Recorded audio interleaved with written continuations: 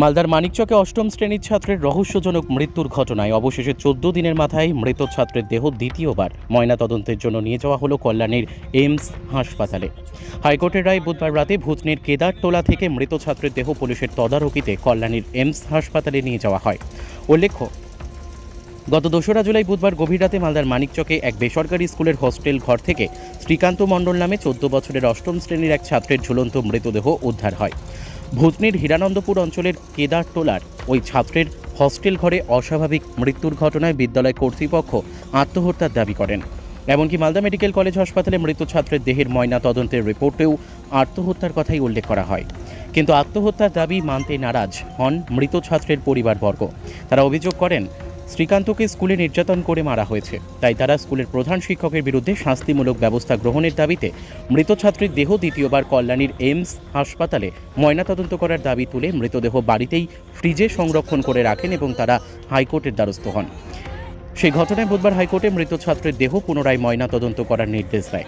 সেই নির্দেশ মোতাবেক পরিবারের লোকজনেদের উপস্থিতিতে পুলিশ ফ্রিজে সংরক্ষণ করে রাখা দেহ গাড়িতে চাপিয়ে কল্যাণীর এইমস হাসপাতালে নিয়ে যায় দ্বিতীয়বার ময়নাতদন্তের জন্য।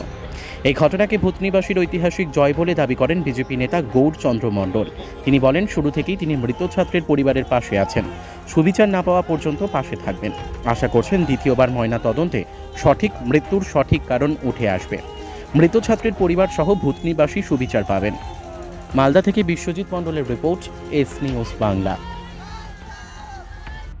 ঐতিহাসিক রায়, যেটা পুনরায় ভূতনির কেদারটোলার শ্রীকান্ত মণ্ডলের বডি কল্যাণীর এমসে পুনরায় পোস্টমর্টম করা হবে।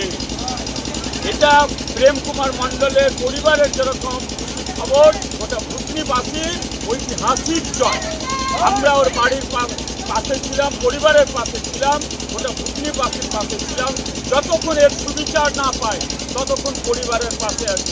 আজকে পুলিশ তত্ত্বাবধানে এই ভূতনির কেদারটোলা থেকে শ্রীকান্ত মণ্ডলের বডি এইমসের উদ্দেশ্যে রওনা হবে এবং সেখানে তার পরিবারের পাশে এবং গোটা ভূতনিবাসীর সাথে থেকে তাকে সহযোগিতা করা, উৎসাহ যোগানো, এর শ্রীকান্ত মণ্ডল আত্মার যেরকম শান্তি পাবে, পাশাপাশি শ্রীকান্ত মণ্ডলের বাবা অর্থাৎ প্রেম কুমার মণ্ডলের পরিবার তার সুবিচার পাবে, গোটা ভূতনিবাসীর সুবিচার পাবে।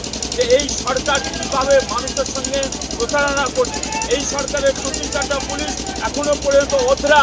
এই কেসের যেখানে রোজমারি মিশনারি স্কুলে মারা গেছে তাকে অ্যারেস্ট করা হয়নি, এই কেসের তদন্ত করতে পারত এবং পোস্টমর্টম রিপোর্টের উপরে আস্থা না থাকার জন্য তারা হাইকোর্টে দ্বারস্থ হয়েছিল। আর কলকাতা হাইকোর্ট তাদের একটা ঐতিহাসিক রায় দেয় যে পুনরায় এই কেদারটোলার শ্রীকান্ত মণ্ডলের বডি কল্যাণী এমসে তার পুনরায় পোস্টমর্টম হবে এবং এর উপরে নির্ভর করবে বাকি তদন্তগুলো। আশা আছে যে তার পরিবার পূর্ণাঙ্গ তদন্ত বিচার পাবে, সুবিচার পাবে।